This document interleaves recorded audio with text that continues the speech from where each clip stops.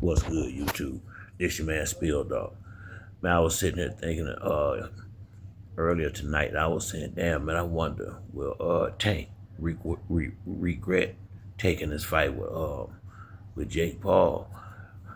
I don't think no, Jake Paul is not an experienced fighter, but I still think they underestimating him, and Tank may find himself in a similar position that Canelo found himself in. When I seen them face off, man, this dude is just way too fucking big, man. I mean, this is some real David and Goliath shit going on here, man.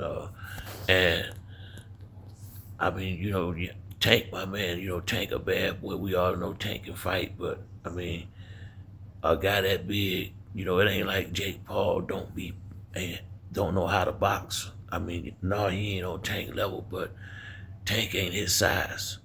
And one thing about Jake Paul, he made the one mistake with Tyson Fury, brother, but he don't pay these guys all this money for them to come in and look better than him. If he taking a fight, he pretty much thinking he finna kick some ass in there, or it's completely fake, one of the two. And I have a hard time seeing Tank being part of something like that. It's bad enough what's going on. I don't think he's gonna go out there and just be perpetrating a fraud like that. I think it's gonna be a legitimate exhibition, and I just feel like if somehow Jake Paul knock him down or get the best of Tank, that shit gon' I mean he ain't gonna hear the end of it. And he's still fighting. He's still a champion. The last thing he needs to do is go in there and look bad against a dude that everybody done said ain't got no business in the ring with him. The same thing just happened to Canelo. The whole time the fight was being promoted with Crawford and Canelo, other than a few of us who was going for Bud for the most part, everybody was saying the same thing. He don't have a chance. It was and not so much that he don't have a chance, but just Canelo is just gonna be too big and too strong or whatever. And just like everybody's saying now, Tank gonna knock dude out. This dude ain't got no experience. Blase, blase.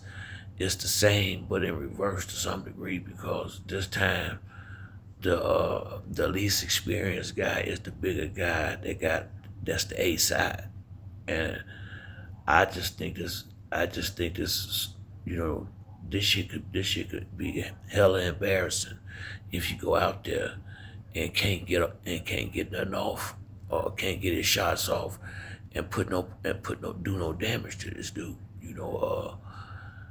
I was a little surprised seeing Jay Leon Love over there and in his corner, but then again, I mean, the thing with Tank the split with Floyd, so who knows? Maybe it's it almost like a setup to me.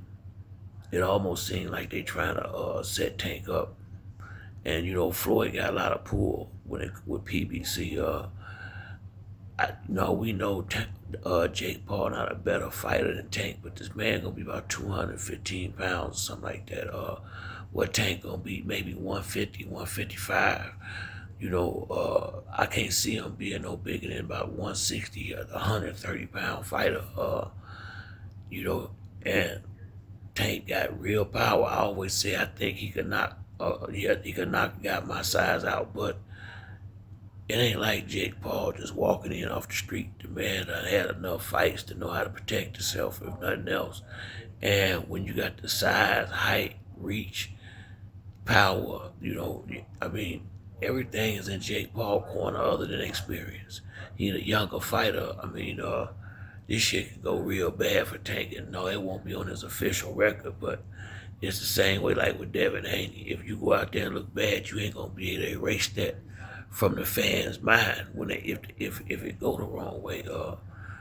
I don't know what the fuck this. I don't understand why they doing this. Well, I understand they doing it for money, but it just seemed to me like it's enough real fights out here to not even waste your time with this. But this, Tim Bradley said something the other day, and if that's the case, I mean, it still ain't a good look. I think Tim Bradley said something about this PBC and Al Heyman them kind of making Tank do this, and I sure hope not, because see, when all the smoke clear, it won't be PBC reputation on the line. It'll be Tank Davis. If this shit go bad 5 years from now, when it's time for Hall of Fame talk and stuff like that for Tank, they won't bring up the fact that Al Heyman or whoever forced him to take this fight. They'll just look up what happened against Jake Paul. He ain't got the best resume in the world already, as far as top level fighters. You know, if this shit go bad, it's gonna hurt Tank bottom line big time. It really could. That's why I said he may call it a day after this fight, man. Especially if it don't go the way it should.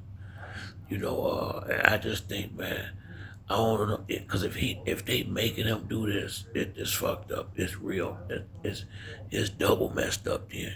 Because once again, it unless it's gonna be completely phony, it shouldn't be a way that you can put somebody in with that big of a weight difference coming from lighter divisions. I get it for heavyweights, guys that's already 200 and some pounds, but you got a guy coming up from 130 to fight basically a cruiserweight, or a heavyweight. Shit, it just it just seemed like some type of setup to me.